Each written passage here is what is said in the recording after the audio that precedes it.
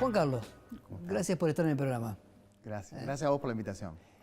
A ver, ¿cómo te presento?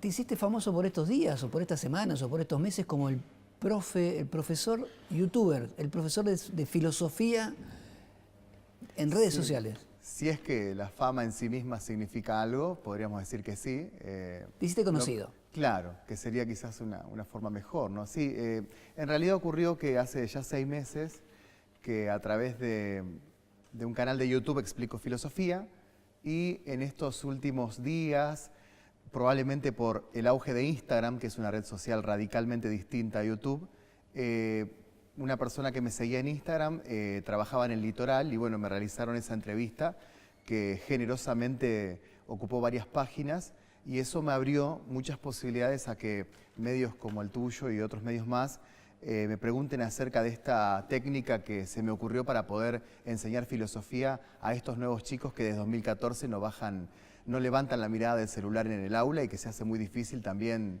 guardar ese celular, ¿no? ¿Te molesta que te digan el profe youtuber? Me molesta porque me siento viejo, no porque sea algo malo en sí mismo. Yo creo que tenés 35 años. Sí, pero los viejo. youtubers, la mayoría de los youtubers tienen 20 años, ¿no? Como mucho 25. Lo que pasa es que no hay otro nombre tampoco para la persona que explique algo por YouTube. Una persona que, por ejemplo, yo no sabía cambiar un enchufe y aprendí a cambiar un enchufe por un video, el que me lo explicó es un youtuber.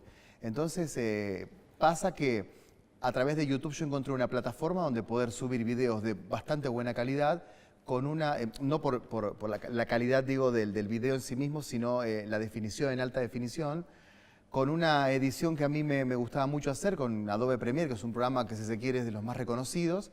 Y de repente, yo realmente lo hacía para mis alumnos, para que ellos tengan un apoyo fuera de la clase. Y cuando me quiero acordar, se están enojando en España porque opino de la serie Merlí, o alguien me felicita de México, y son cosas que Internet por ahí... Sí, uno no tiene conciencia de lo que está haciendo. Es como que felizmente se me fue de las manos, y hoy me encuentro que el 90% de los mensajes que respondo, o la mayoría de los comentarios, no tienen nada que ver con la clase ya, sino con divulgar filosofía. Escúchame, ¿das clase de manera tradicional en un aula, en una escuela? ¿En qué escuelas? Doy en 5 escuelas. Doy clases en la 8 de marzo, que queda en el barrio Las Lomas. Doy en el colegio Covadonga, que es donde se me ocurrió la idea en una plenaria. Doy en ICOP, acá en Inmaculada, en Zapata Goyán y en Santo Tomé, en un EMPA, Nativas del Salado. ¿En todos los casos das filosofía? No, en Zapata Goyán doy sociología, y en el EMPA doy psicología, ya que en los EMPAs filosofía es el primer cuatrimestre psicología y el segundo cuatrimestre es filosofía. En los demás sí doy filosofía. ¿Los chicos se aburren en el aula? Esto ocurrió desde siempre. O sea, que un chico se aburra en el aula es algo que para mí la pedagogía no lo va a solucionar y no tiene por qué preocuparse demasiado. Lo que sí tiene que hacer la pedagogía es evitar que ese aburrimiento impida el acto del aprendizaje. Es decir, si nos vamos a preocupar por el aburrimiento de los chicos, ya Sarmiento no pudo solucionar eso cuando empezó con la escuela. Yo creo que lo que tiene que hacer hoy por hoy la escuela es preocuparse por darse cuenta que el aula es del siglo XIX y que los profesores estamos enseñándole a un alumno que es del siglo XXI y que nació en el siglo XXI. Porque nosotros, o sea, yo estoy hablando de esta generación de profesores, conocimos el sobre, o sea, la carta de sobre, ¿no?, escrita a mano, y la televisión que cortaba a las 12 de la noche. Y hoy nos encontramos con un alumno que nació con un celular en la mano. Entonces, esto sí es una preocupación, no el aburrimiento, sino esta situación en la cual este alumno sabe que lo que le van a enseñar en las redes sociales y en YouTube es quizás superior a lo que le puedas enseñar vos. Pero vos llegas a una de las escuelas, a una de tus aulas, de tus cursos. Abrís la puerta y ¿qué haces? ¿Te sentás en el escritorio y empezás a hablar de filosofía? Te voy a sacar del YouTube y de las redes sociales. ¿Cómo haces en el día a día? Yo personalmente, a mí me gusta mucho el contacto. Creo que la educación es un acto afectivo. O sea, vos tenés que tener empatía sí o sí. Si no, no es recomendable dedicarse a la docencia. Pero realmente lo primero que hago es entrar en algún tipo de diálogo, lo que se llama punto de contacto. Si hay mate, que en la mayoría de las escuelas se permite el mate, busco la forma de hablar del mate. O sea, a ver, ¿quién me va a cebar? ¿Quién me va a dar? O sea, no puede ser que yo siempre traiga la yerba, cosas pavadas, ¿no? Y cuando empieza a crearse un ambiente, bueno, busco el silencio, busco que abandonen los celulares, porque es parte del ceremonial ya. Bueno, vamos guardando los celulares y arranco con el tema. Yo personalmente creo que la filosofía se tiene que dar por tema al millennial, a este muchacho de hoy. ¿Qué sería por tema? Por ejemplo, estamos trabajando la muerte ahora. O sea, el primer tema que me ocupo es por qué la muerte tiene una estrecha relación con la filosofía. Dentro de 2 semanas me ocuparé... Quiere decir que en lugar de decir, bueno, vamos a hablar de los griegos, la Edad Moderna, los filósofos contemporáneos... ¿Vos? Yo di muchos años filosofía así, que es como da Merlí, el de la serie conocida a nivel mundial. Él da, es un método para mí arcaico, él da filosofía explicándola por filósofo. O sea, hoy hablaremos de Platón, es un poco anárquico, ¿no? Porque él dice, hoy voy a hablar de Platón, mañana hablo de Aristóteles, sin seguir un tema, que es, si se quiere, eso no es lo más recomendable. Pero a mí me gusta más trabajarla por tema. Es inevitable que vos expliques que los griegos fueron los fundadores, o sea, eso hay que explicarlo.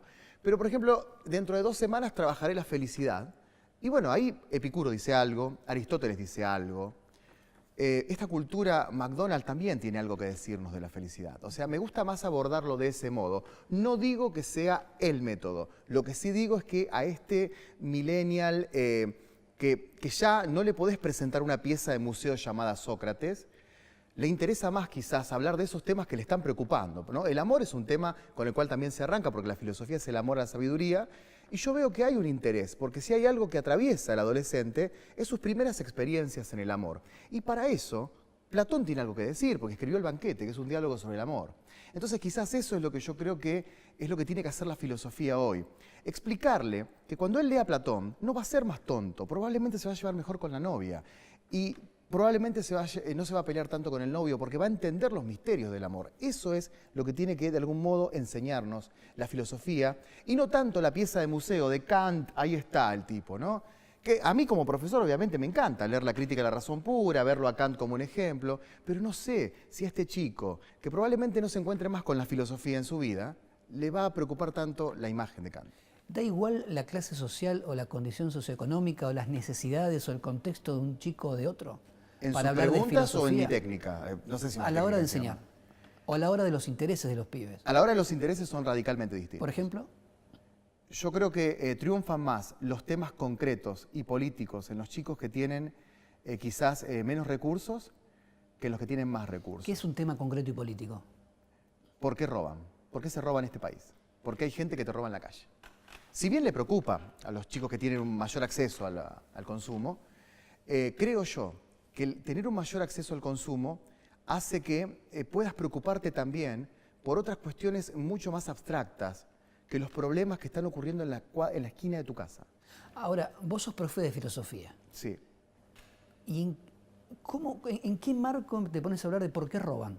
Digo, ¿cómo se engancha la filosofía con el por qué roban? Y llega un momento en el cual de la propiedad privada tenés que hablar, por ejemplo, que es cuando presentás digamos, el pensamiento contemporáneo, que Marx no puede faltar, Nietzsche no puede faltar. Por ejemplo, cuando hablo de la propiedad privada y hablo de Marx, hablo directamente de si el robo es culpa de que existe la propiedad privada o el robo es algo que está instalado en la naturaleza humana. O sea, la idea de que yo quiero lo tuyo y lo quiero, por más que exista la propiedad privada entendida desde el punto de vista capitalista. Es decir, como para que la gente lo entienda, no es que vos llegás, que sos el profe piola, el profe bueno, el canchero, y dice, hoy vamos a ver, ¿de qué quieren hablar? Vamos a hablar de los robos y esa nata pura. No tan así no. En el fondo... Brota desde lo teórico. Pero vos arrancás de algo puntual, pero después te apoyás de lo teórico. Es decir, de alguna manera le transmitís esa información. Lo teórico tiene que estar presente, pero no tiene que ser la finalidad del aprendizaje. Porque lo teórico termina siendo algo meramente discursivo. Yo creo que tiene que terminar en la práctica, tiene que terminar solucionándole un problema y tiene que terminar planteándole nuevas preguntas, porque la filosofía es ante todo preguntarse. Ahora, esta pregunta no tiene por qué tener garantía de ser respondida en la clase, pero tiene que solucionarme un problema cotidiano. Es decir, ante el robo yo tengo que asumir una actitud que quizás la filosofía me ayude a poder entender qué es lo que ocurre con un robo. Ahora, esto no significa que nosotros seamos lo suficientemente demagógicos como para decir, bueno, se roba porque está ocurriendo tal cosa. No es eso, es tratar de entender que hay problemas concretos que la filosofía puede trabajarlos. Y hay problemas abstractos que también puede solucionarlos, como por ejemplo, ¿por qué estamos en el mundo? O sea, problemas existenciales más que abstractos. ¿Por qué estamos en el mundo? ¿Existirá Dios? ¿Podemos llegar a conocer realmente, científicamente, a Dios? No, o sea, esos problemas también Yo te escucho y vos tirás estos temas y trato. Sé que es difícil de ponerme en la cabeza de un adolescente y me engancharía. Digo, a ver, si viene un profe y me dice, vamos a hablar de esto, no estaría pensando, uy, ahora viene el profe de filosofía que me va a hablar de Platón, de Sócrates y demás, sino... Es que la filosofía yo creo que no tiene por qué dejar de ser atractiva. Debería ser probablemente la materia más atractiva, sí, porque se ocupa de las cosas que en el fondo realmente nos importan. A mí me da la sensación, yo tengo hijas, adolescentes, sí, y demás, que en muchos casos los que dan filosofía o no saben demasiado de filosofía o no saben cómo enseñarla. Mal haría yo en hablar por ahí de la técnica de otros colegas. Yo simplemente lo que puedo decir desde mi experiencia es que no debería la filosofía ser poco atractiva, porque la filosofía se ocupa de lo que realmente nos importa. O sea, a uno le importa una buena camisa, comprarse un auto, comer bien. Pero hay 3 o 4 temas filosóficos, como son el amor, la muerte, si realmente Dios va a hacer algo conmigo o no. ¿Qué es lo que realmente nos importa? Sí. O sea, vos podés tener, por ejemplo, un Mercedes-Benz, que sería, si se quiere, un privilegio, o un BMW.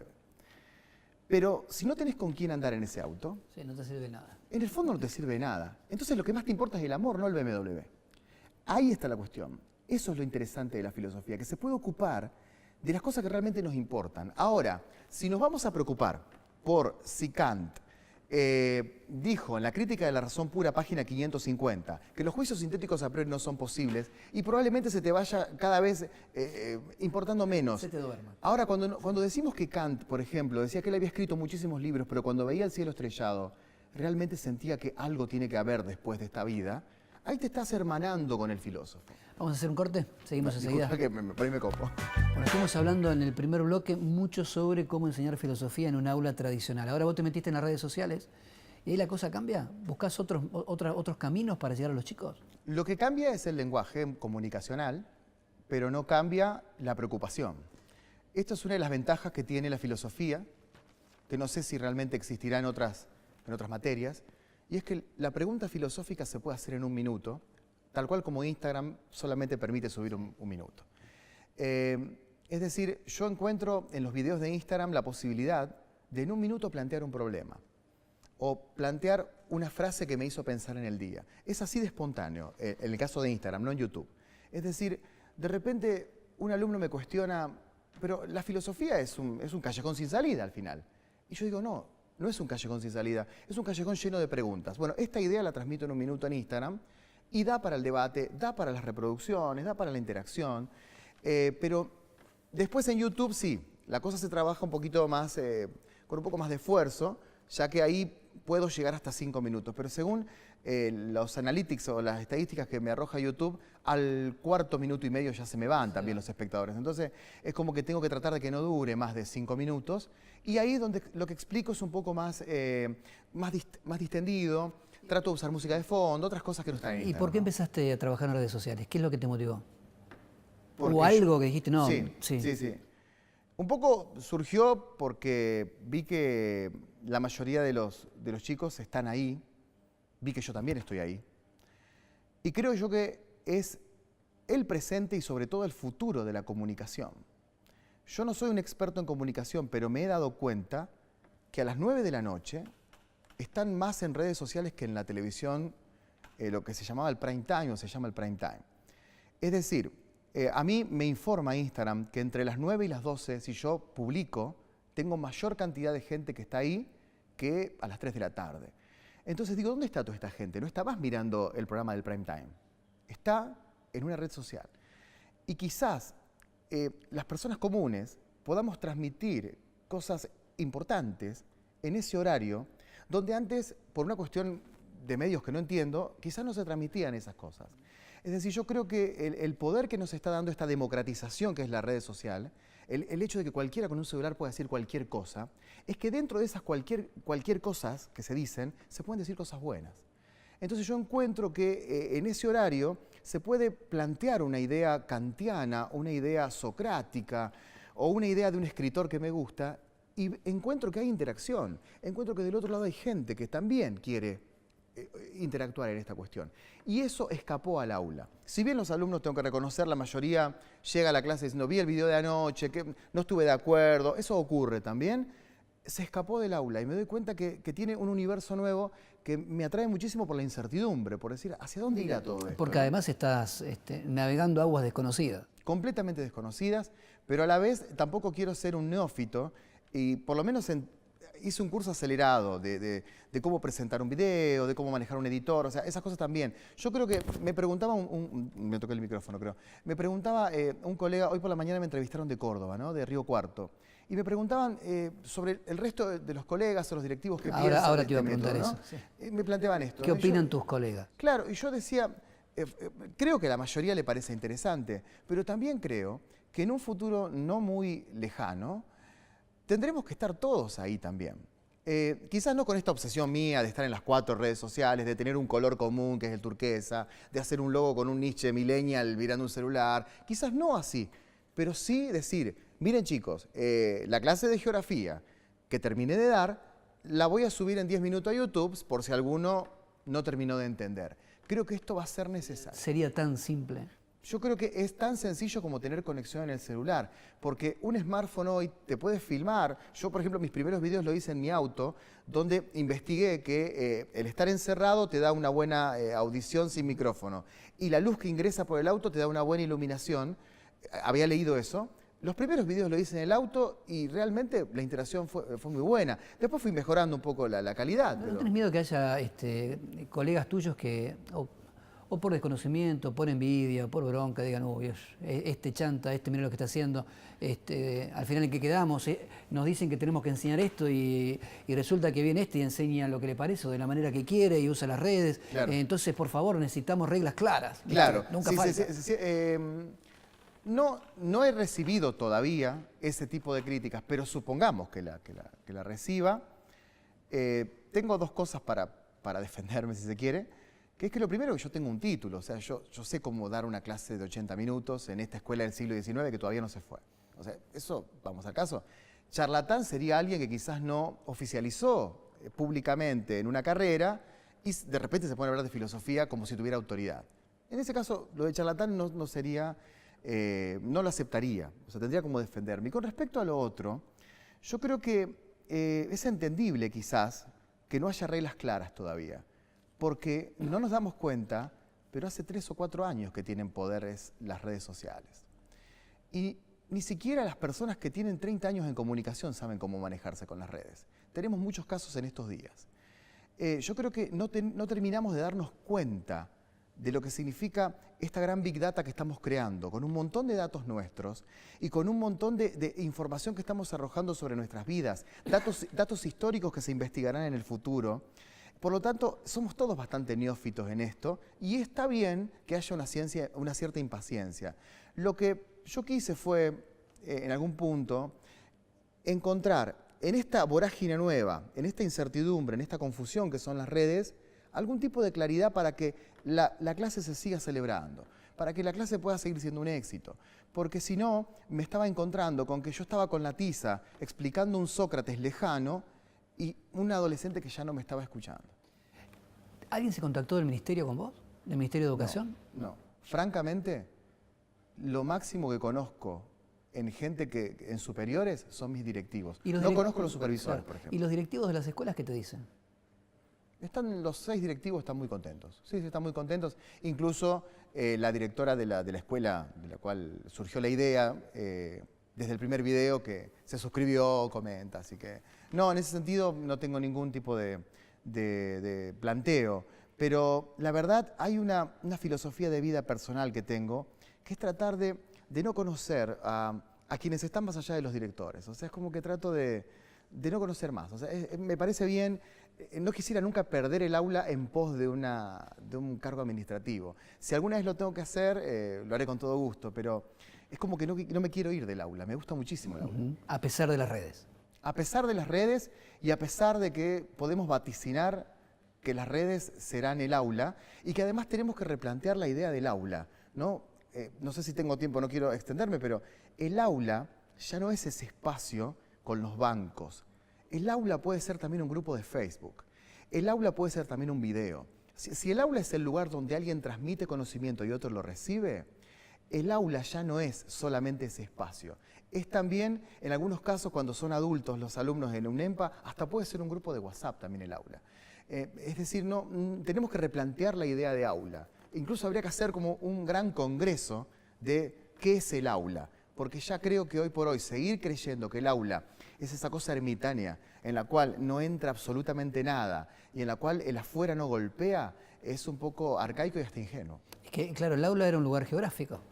Era un sitio. Era. Es un sitio, pero sigue desde tu punto de vista, en algún punto para nuestros prejuicios, está bien, pero no. Pero ¿por qué necesitar de un sitio específico para enseñar o para aprender? Ya no, y con el paso de los años cada vez menos. Cada vez menos. Estaremos cada vez más cerca a través de las redes. Yo tengo una visión optimista de la tecnología, ¿no? Hay por ahí personas que dicen, no, yo prefiero el contacto humano. Yo creo que estamos siendo espectadores de un nuevo ser humano que integró la tecnología a su vida. O sea, que transformó, para bien o para mal, el celular prácticamente en un órgano más del cuerpo. Es que la tecnología nos cambió los hábitos. Desde el momento en que llevamos a lugares íntimos el celular, creo que es casi un órgano más del cuerpo. Casi. ¿Qué soñás para tus chicos? ¿Te pones una meta? Yo quisiera... Fundamentalmente que, ¿sabes? Mirá, sí, es muy interesante la pregunta. Yo sueño que sean libres, pero libres con la pregunta filosófica como herramienta de libertad. Es decir, plantéate en serio tu existencia.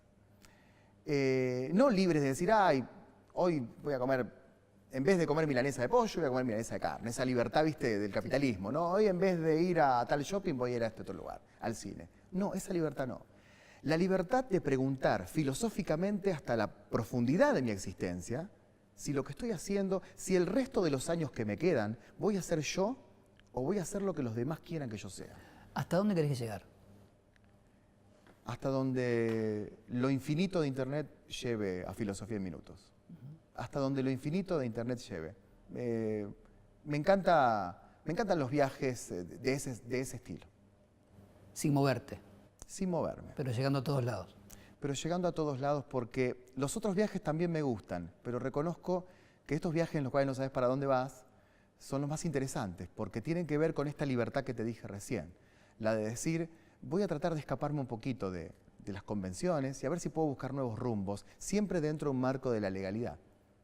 Muchísimas gracias. Gracias a vos por la entrevista. Que te vaya Muchas gracias. Muy bien en esto. Muchísimas gracias. La verdad, me parece que hay mucho por descubrir, por hacer, sí. y por dar, ¿no? Sí, más que nada por dar. Gracias. Hasta luego.